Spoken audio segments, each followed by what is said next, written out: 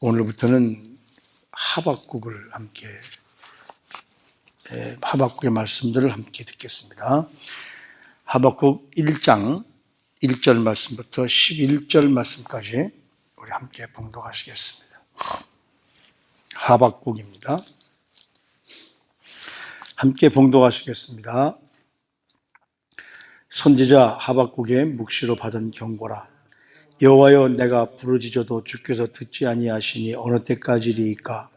내가 강포로 말미암아 외쳐도 주께서 구원하지 아니하시니이다. 어찌하여 내게 죄악을 보게 하시며 패악을 눈으로 보게 하시나이까? 겁탈과 강포가 내 앞에 있고 변론과 분쟁이 일어났나이다. 이러므로 율법이 해이하고 정의가 전혀 시행되지 못하오니 이는 악인이 의인을 에워쌌으므로 정의가 굳게 행하여짐이니이다. 여호와께서 이르시되 너희는 여러 나라를 보고 또 보고 놀라고 또 놀랄지어다. 너희의 생전에 내가 한 가지 일을 행할 것이라. 누가 너희에게 말할지라도 너희가 믿지 아니하리라. 보라, 내가 사납고 성급한 백성 곧 땅이 넓은 곳으로 다니며 자기의 소유가 아닌 것 거처들을 점령하는 갈대아 사람을 일으켰나니 그들은 두렵고 무서우며 당당함과 위엄이 자기들에게서 나오며 그들의 군마는 표범보다 빠르고 저녁 이리보다 사나우며 그들의 마병은 먼 곳에서부터 빨리 달려오는 마병이라. 마치 먹이를 움키려 하는 독수리의 날개 같음이라. 그들은 다 강포를 행하러 오는데 앞을 향하여 나아가며 사람을 사로잡아 모으기를 모래같이 많이 할 것이요, 왕들을 멸시하며 방백들을 조소하며 모든 견고한 성읍들을 비웃고 흉벽을 쌓아 그것을 점령할 것이라. 그들은 자기들의 힘을 자기들의 신으로 삼는 자들이라. 이에 바람같이 급히 몰아 지나치게 행하여 범죄하리라. 아멘.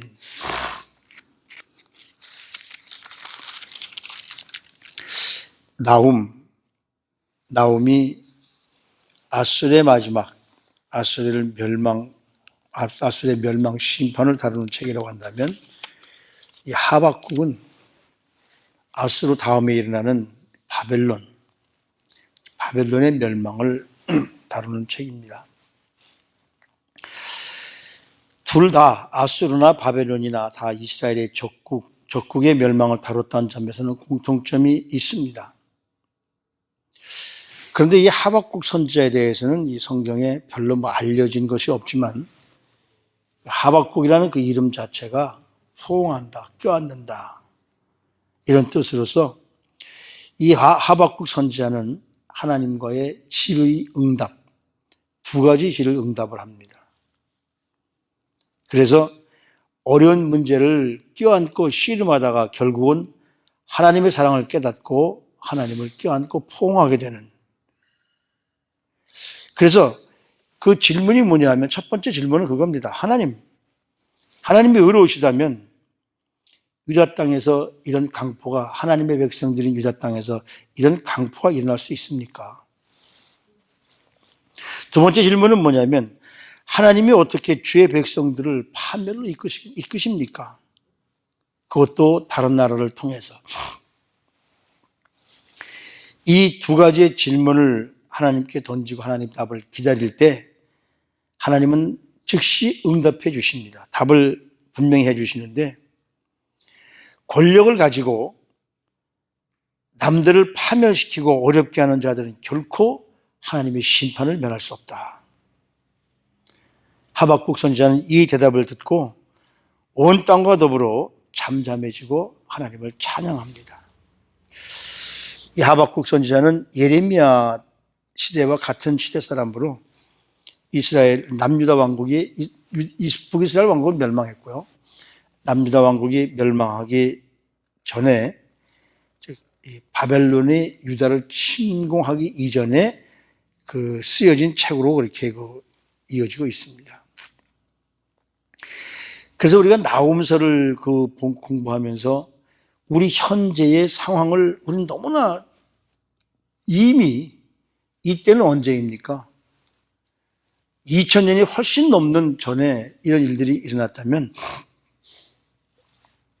이 하박국서를 오늘 읽은 본문 말씀을 보면서 얼마나 우리의 현실과 그렇게 똑같은 일들이 일어나는가를 또다시 한번 깨닫게 되면서 역사는 역시 돌고 도는 것이다. 이 하박국 선지자가 하나님 앞에서 절박하게 부르짖습니다. 그 부르짖는 그 얼굴은 또 다른 믿음이죠. 어떻게 율법과 정의가 하나님이 함께 하시는 하나님의 백성이 이 유다 안에서 이렇게 사라질 수가 있습니까? 그거거든요. 그래서 그 상황을 보면서 안타까워하면서 하나님께 질문합니다. 그것이 보면 1절부터 4절까지 말씀이잖아요. 하나님, 어찌해서 유다 백성이 이렇게 악합니까? 그 악한 것을 보면서 내가 수도 없이 하나님 앞에 부르짖지 않았습니까? 2절 말씀이잖아요. 왜 하나님의 백성들이 잘못되어 가는 것을 보면서 하나님 이들을 인도해 주시지 않습니까? 왜 하나님 백성 가운데 의로운 자들의 고통에 무관심하시고 불의에 대해 아무 조치도 취하지 않습니까? 라고 지금 하나님께 지금 이 하박국 선지자가 지금 기도하면서 좀 여쭤보는 겁니다. 아마도 지금 우리 한국 사회에 있는 하나님의 백성들, 크리스찬들이 하박국 선지자와 똑같은 기도를 하고 있을 겁니까? 하나님께 이런 기도를 하고 있을 거예요. 어째서 지금 우리 기도를 응답해 주지 않습니까? 많은 사람들이 이런 현실을 보면서 이런 어려운 일을 당하고 이런 어려운 일을 하는 이런 지도자들을 보면서 기도하다가 응답이 없으니까 그 믿음을 버리고 떠났을지도 모릅니다. 그러나 하박국 선지자는 하나님이 침묵하시는 것 같은 이 순간에도 그분 앞에 엎드려서 지금 울부짖고 있습니다. 여호와여, 내가 부르짖어도 어째 기도를 듣지 않습니까? 어찌하여 내게 죄악을 보게 하시며 패악의 눈으로 보게 하시나이까? 겁탈과 광포가 내 앞에 있고 변론과 분쟁이 일어났나이다. 어떻습니까? 지금 우리 나라를 보고 우리나라뿐만 아니라 미국도 마찬가지죠. 온 세계가 마찬가지입니다.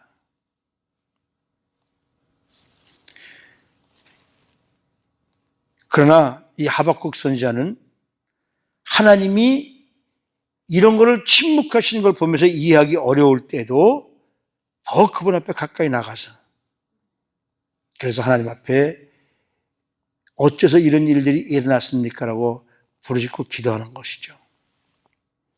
세상에 악으로 고통당하는 의인들이 누가 있을까? 지금 얼마나 있을까? 그런 의인들이. 우리는 그런 분들을 위해서 기도할 줄 알아야 됩니다.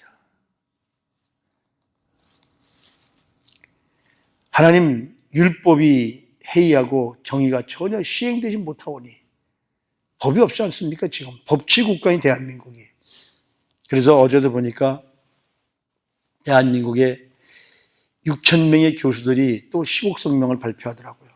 그래서 8.15 이 시위에 함께 참가하겠다라고. 그래서 여기 하박국 선지자가 부르짖는 것처럼 이는 악인이 의인을 에워쌌으므로 정의가 굳게 행하여집니다. 악인이 권력을 잡았기 때문에, 악인들이 권력을 잡았기 때문에 지금 이 나라에 법이 없어진 겁니다라고 지금 하박국 선지자가 그렇게 부르짖고 있는 것이죠. 그때 하나님은 직접 바로 응답하십니다. 여호와께서 이르시되.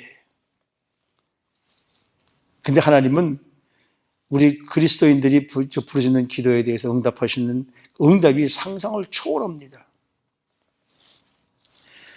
하박국의 선지자의 질문에 대해서 지체 없이 응답하신 하나님은 세상 여러 나라들을 뒤흔들 답변을 해주시는 것이죠.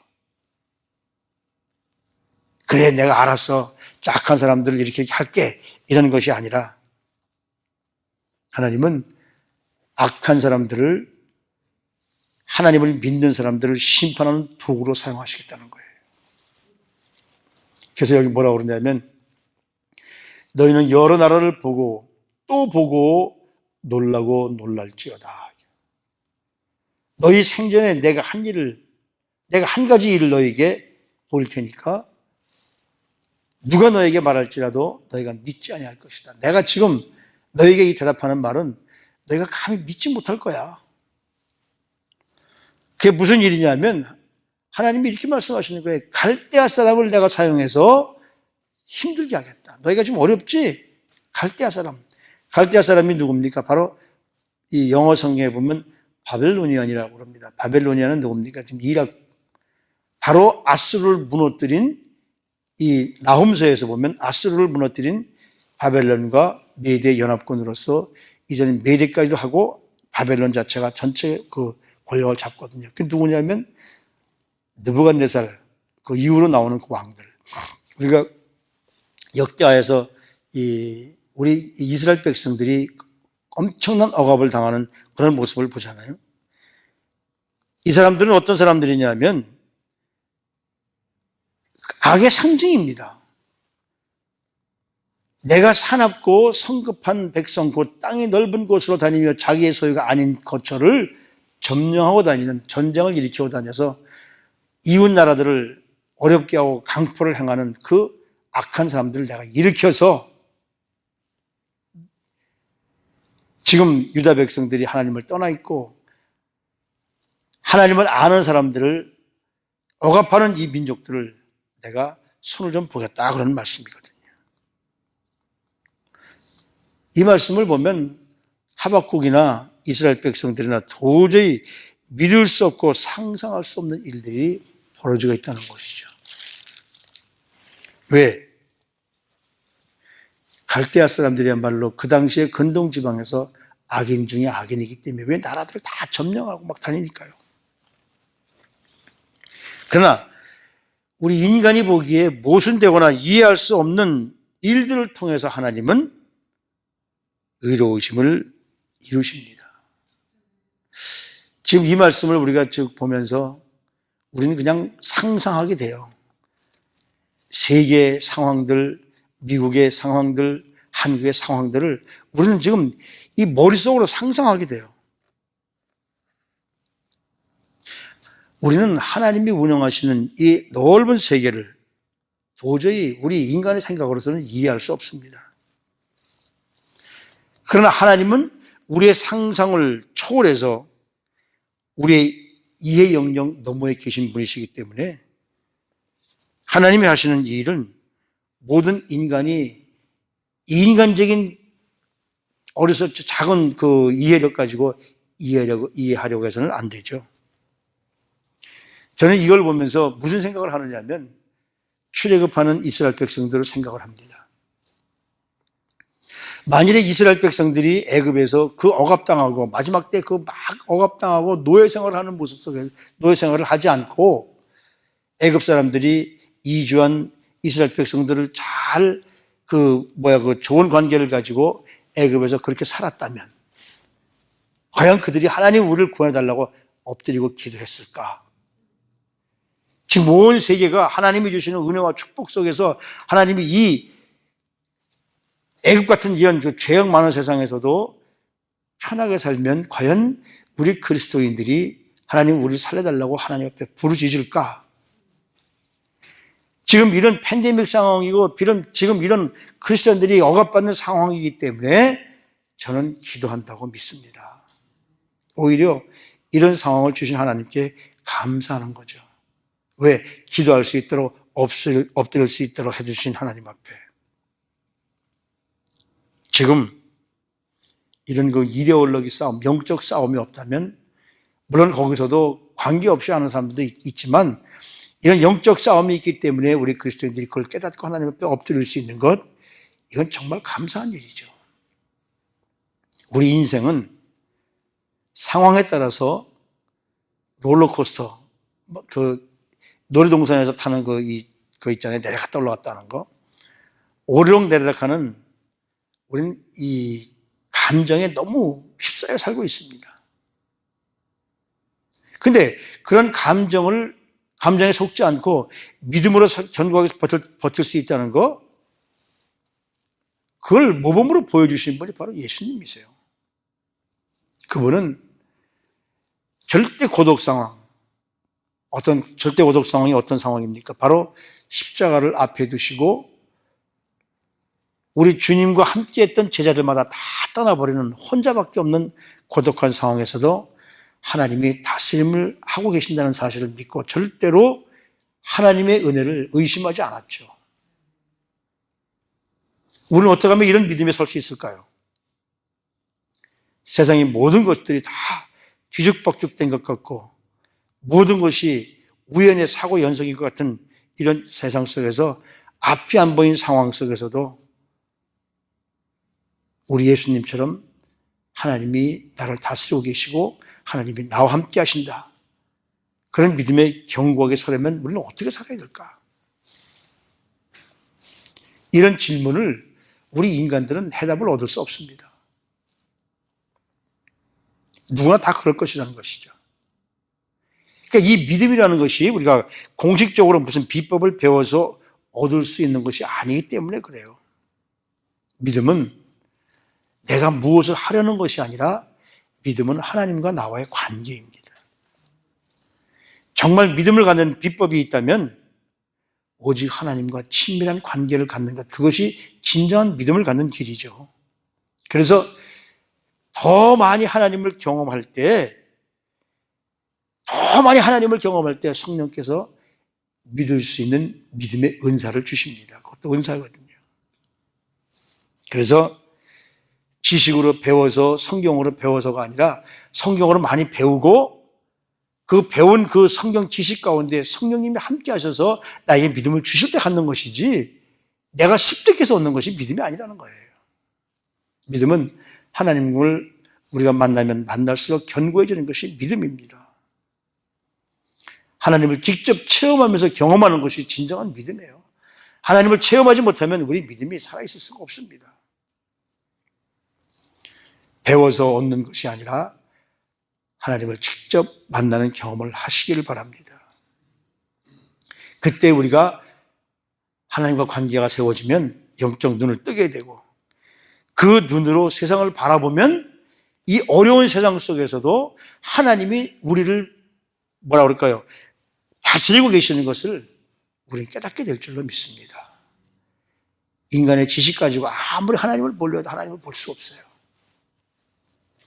하나님을 하나님으로 볼 수 있는 눈을 달라고 기도하셔서 성령님이 함께 하셔서 우리의 눈을 띄워주실 때 우리의 귀를 열어주시고 우리의 눈을 열어주시고 우리 생각을 열어주시고 우리 마음을 열어주실 때 하나님의 시각으로 이 세상을 바라보면 지금 이 어려움도 이해가 되고 이 어려움 속에서 엎드릴 수 있는 은혜를 허락해 주실 수 있을 줄로 믿습니다. 지금 여기 뭐라고 그럽니까? 그 사람들은 어떤 사람들입니까? 갈대아 사람들은 11절 말씀에 보면 그들은 자기들의 힘을 자기들의 신으로 삼는 자들이다. 지금 세상의 권력들이 그렇잖아요. 하나님을 모르니까. 그래서 이제 다시 하박국이 하나님 앞에 또 호소합니다. 하나님 또 응답해 주시죠. 두 번째 질문을 또 하게 되는 거죠.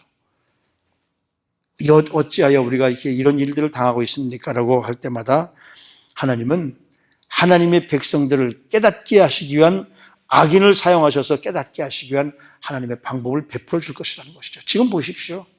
우리 그런 모습을 살고 있지 않습니까? 이럴 때 우리 더 하나님 앞에 엎드려서 하나님의 관계 속에서 나오는 믿음을 가지고 하나님의 눈으로 세상을 바라보고 그래서 더 많이 하나님 앞에 호소해서 하나님께서 우리 기도를 응답해 주시고 그래서 하나님이 문제를 해결하시도록 나는 문제를 해결할 수 없습니다. 우리가 무슨 문제 해결할 수 있겠습니까? 우리 개인 일도 마찬가지고 우리 교회 일도 마찬가지고 우리 나라 일도 마찬가지고 하나님께서 이 문제를 해결해 달라고 기도하셔서 하나님이 해결을 통해서 이제 마지막에 하박국처럼 모두 응답받고 나는 아무것도 없을지라도 여호와 하나님으로 말미암아 기쁘게 살 수 있다는 그런 모습에 우리 성도님들이 될 수 있도록 우리 성도님들 하나님의 은혜로 축복을 누리시는 우리 모두가 되시기를 주님의 이름으로 부탁을 드립니다. 하나님, 언제나 우리는 우리 개인의 자신의 문제만 들여다보느라고 제가 살고 있는 이 땅을 향해서 절박하게 부르짖으며 기도하지 못했습니다.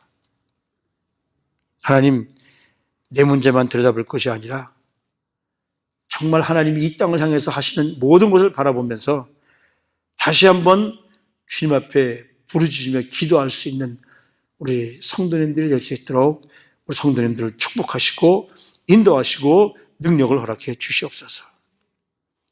어린아이 신앙에서 벗어나 이 땅 가운데서 행동하시는 하나님의 섭리를 바라보면서 기도하는 자로서 우리 성도님들을 세워주셨사오매 그렇게 설 수 있도록, 그렇게 나라를 위해서, 가정을 위해서, 교회를 위해서 기도할 수 있도록 우리 사랑하는 성도님들을 축복해 주시옵소서. 존귀하신 우리 구주 예수 그리스도 이름으로 감사하며 기도드리옵나이다. 아멘.